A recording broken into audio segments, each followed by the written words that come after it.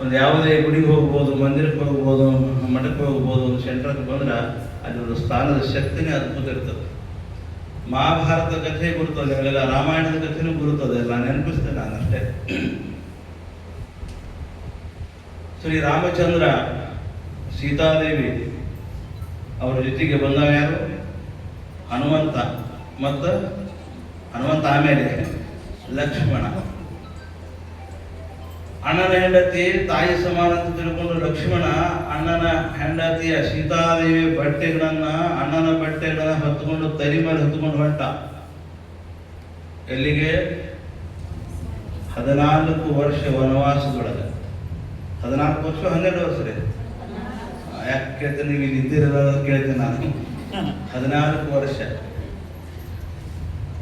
ಆದರೆ ಕೊಪ್ಪಳ ಜಿಲ್ಲೆ ಗಂಗಾವತಿ ತಾಲೂಕಿನ ಒಂದು ಹಳ್ಳಿಗೆ ಬಂದ ತಕ್ಷಣ ಒಗೆದು ಬಿಟ್ಟಂತವೆಲ್ಲ ಬಟ್ಟೆಯನ್ನ. ನಿಮ್ದು ಈ ಕೆಲಸ ಮಾಡಕ್ಕೆ ನಾ ಇದ್ದೀನಿ ಏನಂತ ಅಂದಂತವ. ಒಂದು ದಿವಸ ಕನಸು ಮನುಷ್ಯನಾಗ ಅವ ಏನೂ ಅಂದಿರಲಿಲ್ಲ. ತಾಯಿ ಸ್ವರೂಪ ಅಂತ ತಿಳ್ಕೊಂಡಿರ್ತಕ್ಕಂಥ ಲಕ್ಷ್ಮಣ ಆ ಜಾಗ ಬಂದ ತಕ್ಷಣ, ಆ ಊರು ಬಂದ ತಕ್ಷಣ, ಆ ಊರ ಹೆಸರು ಹೇಳಂಗಿಲ್ಲ ನಿಮಗೆ, ಯಾಕಂದ್ರೆ ಇಲ್ಲಿ ವಿಡಿಯೋ ಮಾಡ್ಕೊಳ್ಳೋದತ್ತಾರ. ನಮ್ಮ ಊರ ಹೆಸರು ಹೇಳಿದ್ರಿ ಇಂಥದಂತ ಅನ್ಬೋದು. ಅದೆಲ್ಲ ಕೆಲವರು ಗೊತ್ತಾಗವ್ರು ಯಾಕೈತಿ, ಆಮೇಲೆ ಮತ್ತೆ ಮಾತಾಡೋದು. ಆ ಜಾಗಕ್ಕೆ ಬಂದ ತಕ್ಷಣ ತಿರಸ್ಕಾರ ಭಾವನೆ ಬಂದು ಬಿಡುತ್ತಂತವ್ರಿಗೆ. ಯಾರಿಗೆ? ಲಕ್ಷ್ಮಣನಿಗೆ. ಗಂಟ ತಲೆ ಮೇಲೆ ಗಂಟ ಹೋಗದ, ನಿಮ್ಮ ಸೇವೆ ಮಾಡಕ್ ನಾನಿದ್ದೀರೇನು ಜಗಳ ತೆಗದಂತವ. ಮುಂದೆ ಮತ್ತೊಂದೆರಡು ಹೆಜ್ಜೆ ಹಿಂದಕ್ಕೆ ಬಂದಂತ ಗಂಟ ತಲೆ ಮೇಲೆ ಹೊತ್ಕೊಂಡಂತವ. ಏನು ಅಂದ್ರೆ ಆ ಸ್ಥಾನದ ಮಹಿಮೆ, ಆ ಸ್ಥಾನದ ನಕಾರಾತ್ಮಕವಾದ ಶಕ್ತಿ ಅದ. ಇಲ್ಲಿ ಓಂ ಶಾಂತಿಯ ಸೆಂಟ್ರದ ಕೇಂದ್ರದೊಳಗೆ ಸಕಾರಾತ್ಮಕವಾಗಿರ್ತಕ್ಕಂಥ ಶಕ್ತಿ ಅದ. ಅಕ್ಕವರು, ನಮ್ಮ ನಾಗರತ್ನ ಅಕ್ಕವರು ಹೇಳಿದ್ರು, ಇದು ವಿಶ್ವವಿದ್ಯಾಲಯ, ಓಪನ್ ವಿಶ್ವವಿದ್ಯಾಲಯ ಇದೆ. ಆಧ್ಯಾತ್ಮ ಜೀವಿಗಳಿಗೆ ವಿಶ್ವವಿದ್ಯಾಲಯ ಒಂದು ಇದು ಓಪನ್ ವಿಶ್ವವಿದ್ಯಾಲಯ ಮೌಂಟ್ ಅಬುದ. ಇದು ಪ್ರಜಾಪಿತ ಬ್ರಹ್ಮಕುಮಾರಿ ವಿಶ್ವವಿದ್ಯಾಲಯ, ಇದು ವಿಶ್ವವಿದ್ಯಾಲಯ. ಇಲ್ಲಿ ಯಾರು ವಿದ್ಯಾರ್ಥಿಗಳು? ಜೀವಾತ್ಮ ವಿದ್ಯಾರ್ಥಿ ತಿಳಿಸುವಂತ ಪರಮಾತ್ಮ, ಸರ್ವ ಆತ್ಮರ ತಂದೆ ಪರಮಾತ್ಮನ ನಾವು ತಿಳ್ಕೋಬೇಕಾಗಿದೆ. ನೀ ಯಾರು ಅಂತ ಗುರು ಶಿಷ್ಯರನ್ನ ಪ್ರಶ್ನೆ ಮಾಡ್ದ. ನೀ ಯಾರು ಅಂತ ಕೇಳ್ತಾನ ಬಾಬಾ ನಿಮ್ಗೆಲ್ಲ. ನೀ ಯಾರು ಅಂತ ಕೇಳಿದಾಗ ನಾನು ಕಲ್ಲಪ್ಪ ಅಂತ ಹೇಳ್ತಾನವ. ನೋಡ್ರಿ, ಕೇಳಿದ್ದು ಅರ್ಥ ಬೇರೆ, ಪ್ರಶ್ನೆ ಅರ್ಥನೇ ಆಗಿಲ್ಲ. ನೀ ಯಾರು ಅಂತ ಕೇಳಿದಾಗ ಏನ್ ಹೇಳ್ಬೇಕಾಗ್ಯದವ? ಬಾಗಿಲು ಬಡಿತಾರ ಮನೆಗೊಂದು ಬಂದು, ಬಾಗಿಲು ಬಡಿದಾಗ ನೀ ಯಾರು ಅಂತ ಕೇಳ್ತೀರಿ, ಅವ್ನು ಹೇಳ್ತಾನ ನಾ ಕಲ್ಲಪ್ಪ ಅಂತ ಹೇಳ್ತಾನ. ಅಲ್ಲಿ ಹೇಳೋದು ಬೇರೆ. ಇಲ್ಲಿ ಈ ಬ್ರಹ್ಮನ ಬಾಗಿಲು ಮುಂದೆ ಬಂದು ನಿಂತಾಗ ನೀ ಯಾರು ಅಂತ ಕೇಳ್ತಾನ, ಪರಮಾತ್ಮನೇ ಕೇಳ್ತಾನ, ಬಾಬಾನೇ ಕೇಳ್ತಾನ. ನೀ ಯಾರು ಅಂತ ಕೇಳಿದ್ರೆ ನಾ ಕಲ್ಲಪ್ಪ ಅಂತ ಹೇಳ್ತಾನ. ಕೇಳಿದ್ದು ಬೇರೆ, ಹೇಳುದು ಬೇರೆ ಆಗಿದೆ. ನೀ ಯಾರು ಅಂತ ಕೇಳಿದ, ಹೆಸರು ಏನಂತ ಕೇಳಿಲ್ಲ. ನಿನ್ನ ಹೆಸರು ಏನಂತ ಕೇಳಿದಾಗ ಕಲ್ಲಪ್ಪ ಮಲ್ಲಪ್ಪ ಅಂತಾನೆ ಹೇಳು.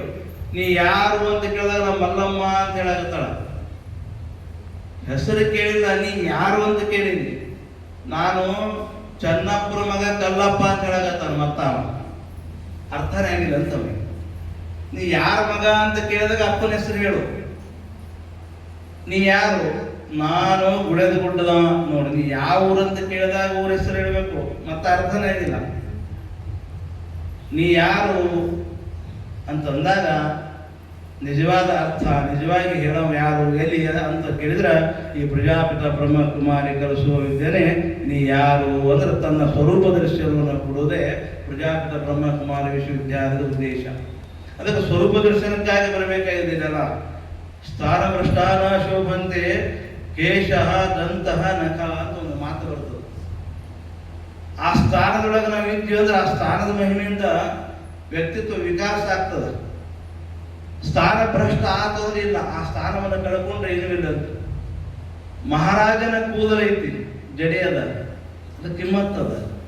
ಮಹಾರಾಜನ ಜಡೆಯನ್ನ ಹಡಪದಪ್ಪನ ಕತ್ತರಿಸಿ ಒಗದಂದ್ರೆ ಅದು ಮಹಾರಾಜನ ಜಡೆನೇ ಇರ್ತದೆ, ತಲೆ ಕೂಟ.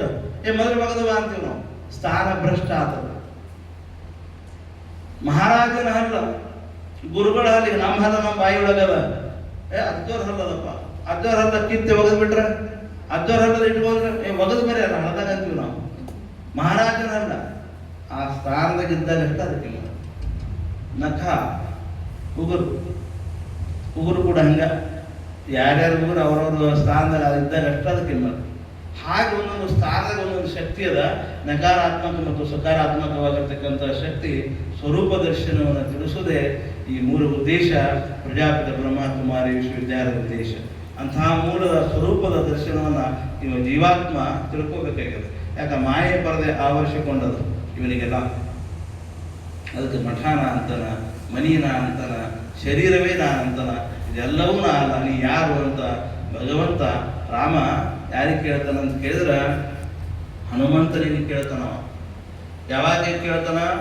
ಎಲ್ಲ ಯುದ್ಧ ಮುಗಿದು ರಾವಣನ ಸಂಹಾರ ಮಾಡಿ ಸೀತೆಯನ್ನು ತಂದು ಅರಮನೆಯೊಳಗೆ ಕುಂತಾಗ ಪಾದಪೂಜೆ ಆತು. ರಾಮಚಂದ್ರನ ಪಾದಪೂಜೆ ಮುಗಿದ ಹನುಮಂತ ಕೈ ಮುಕ್ಕೊಂಡು ನಿಂತಿದ್ದ. ಅವ ಹಿಂಗೆ ನೋಡ್ದ, ನೀ ಯಾರು ಅಂತ ಕೇಳ್ದ. ಬೇರೆ ಯಾರಾದ್ರೂ ಸಿಟ್ಟು ಬರ್ತಿತ್ತು. ಎಲ್ಲ ಕೆಲಸ ಮಾಡಿಸಿಕೊಂಡು ನೀ ಯಾರಂತ ಕೇಳಿದ್ರೆ ಸಿಟ್ಟು ಬರ್ತೈತಿಲ್ರಿ? ನೀ ಯಾರು, ನೀಗೇನು, ನನಗೆ ನಿನಗೇನು ಸಂಬಂಧ? ಸಿಟ್ಟು ಬರ್ತೈತಿ ಭಾಳ. ಆದ್ರೆ ಹನುಮಂತನಿಗೆ ಸಿಟ್ಟು ಬರಲಿಲ್ಲ. ಹನುಮಂತ ಉತ್ತರ ಕೊಟ್ಟ, ಆತ್ಮದೃಷ್ಟಿ ಆತು ಅಹಮೇವ ತ್ವಂ ತ್ವಮೇವ ಅಹಂ. ಆತ್ಮದ ದೃಷ್ಟಿಯಿಂದ ನೀ ಯಾರು ಅಂತ ಕೇಳಿದ್ದೆ ಆದ್ರೆ ನಾನೇ ನೀನು, ನೀನೇ ನಾನು. ಜೀವದ ದೃಷ್ಟಿಯಿಂದ ಕೇಳಿದ್ರೆ ತದಂಶಕಂ.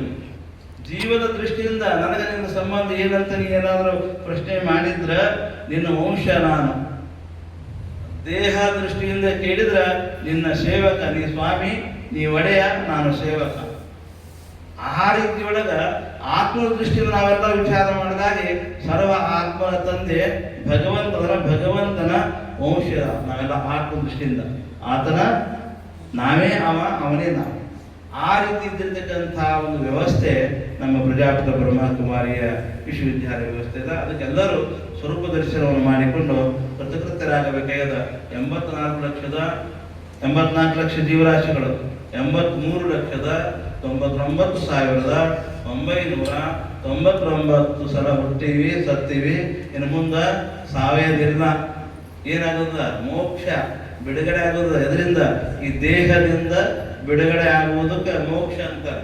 ಮೋಕ್ಷ ಅಂದ್ರೇನು? ಸತ್ತಾಗಲ್ಲದು. ಸತ್ತಾಗ ಮೋಕ್ಷ ಇಲ್ಲ.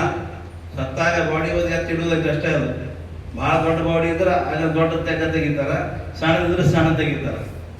ಬಾಡಿ ಒಯ್ದಿಡುದಷ್ಟೇ. ಇದ್ದಾಗ ಮೋಕ್ಷ ಆಗೋದಂದ್ರೆ ಏನು? ಆಸೆಗಳನ್ನ ದೂರ ಸರಿಸಿ ನಿರಾಶೆ ಅಂತಂದ್ರೆ ಏನು? ಭಗವಂತನ ಆಶೆ ಒಳಗೆ ಸದಾಶಯದೊಳಗೆ ಇದ್ವಿ ಅಂದ್ರೆ ಎಲ್ಲ ಆಶೆಗಳ ದೂರ ಸರಿಸಿ ಭಗವಂತನ ಸದಾಶಯದೊಳಗೆ ನಾವು ಇದ್ವಿ ಅಂದ್ರೆ ಅದೇ ಜೀವನ್ಮುಕ್ತಿ ಅಂತಾರವು.